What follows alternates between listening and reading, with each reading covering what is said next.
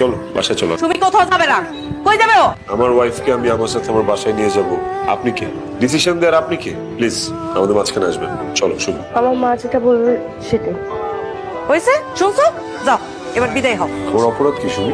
আমার সাথে সংসার না করার মতো অপরাধটা কি করেছি আমি? ওকে বলো।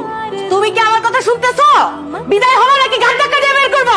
আপনার মতো শাশুড়িদের জন্য হাজার হাজার ছেলের সংসারটা নষ্ট হয়, ধূলিসাৎ হয়ে যায়, শুধুমাত্র আপনার মতো এরকম দজ্জাল শাশুড়িদের জন্য। আপনাদের মতো শাশুড়িদের প্রধান সমস্যা কি জানেন? আপনারা আপনাদের ঘর যেভাবে চালান, আপনারা চিন্তা করেন আপনাদের মেয়ের সংসার ওইভাবেই চলবে।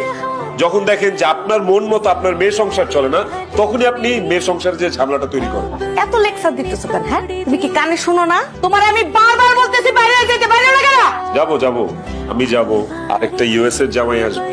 আপনার মেয়ের বিয়ের 1 মাসের মাথায় আপনি মেয়েকে ইউএসএ বিয়ে দেওয়ার স্বপ্ন দেখেন?